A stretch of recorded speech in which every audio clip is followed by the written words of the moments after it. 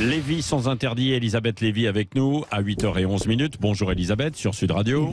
Bonjour Patrick, bonjour à tous. Les Français aiment de moins en moins le travail, vous nous dites. Oui, vous savez, vous vous rappelez peut-être, il y a quelques jours, Sophie de Menton organisait sa traditionnelle journée J'aime ma boîte avec Sud Radio notamment, et elle semble un peu décalée aujourd'hui. En effet, le travail est de plus en plus considéré comme une nécessité, voire, comme on le dit dans la Bible, cher Patrick, comme une malédiction, en particulier par les jeunes.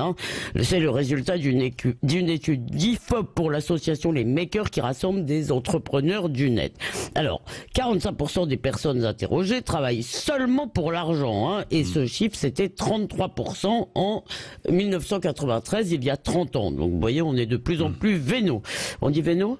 Oui, il faut que je vérifie. Je sais pas, alors, 32% se disent détachés de leur travail et logiquement, bien sûr, la moitié des gens reconnaissent ne faire aucun zèle. Ils s'impliquent juste ce qu'il faut. C'est ce qu'on appelle le quiet killing, la démission silencieuse. On bosse sans enthousiasme et le moins possible. Et d'une certaine façon, Sandrine Rousseau a gagné, ou plutôt elle a bien senti l'air du temps, puisque plus de 2/3, près de 70% des gens interrogés sont d'accord avec son affirmation. On a le droit à la paresse, à la transition, aux pauses dans sa vie. Alors comment s'explique cette évolution selon vous, Elisabeth Lévy ? D'abord, il y a un problème qui est vraiment très important, c'est que beaucoup d'emplois n'ont aucun intérêt. Se lever à 4h du matin pour faire la matinale de Sud Radio ou pour aller soigner des gens à l'hôpital, c'est peut-être dur, mais ça a du sens.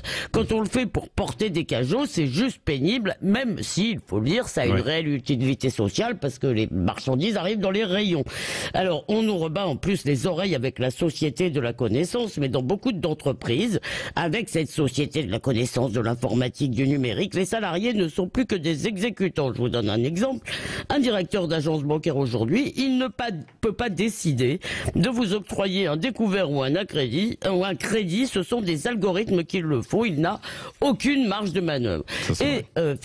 Oui. Et c'est vrai dans beaucoup de métiers avec la complexité des systèmes. Et finalement, cette question du droit à la paresse, de je ne veux rien faire, je veux m'occuper de moi, c'est aussi la preuve que l'autonomie, la souveraineté, la possibilité de se réaliser par ses efforts, tout ça, ce ne sont plus des objectifs de la vie. Tout est jugé à l'aune des droits, comme si une puissance extérieure devait nous procurer tout ce que nous voulons, des enfants, une vie familiale normale, et jusqu'à notre subsistance. Et dans le fond, ça traduit une forme d'infantilisation et une mentalité d'assister, parce que, voyez-vous, la nourriture que nous mangeons, les trains que nous prenons, les vêtements que nous portons ne se fabriquent pas encore tout seuls. Alors le droit à la paresse, ça signifie qu'une majorité de Français trouvent normal que d'autres travaillent pour eux, ce qui révèle tout de même une absence de sens du collectif. Alors en d'autres temps, Patrick, les gens étaient fiers du travail bien fait, mais aussi de ne rien devoir à personne. Aujourd'hui, on n'a aucune honte à dire qu'on voudrait être payé sans rien faire. Voyez-vous, c'était mieux avant. Merci Elisabeth Lévy.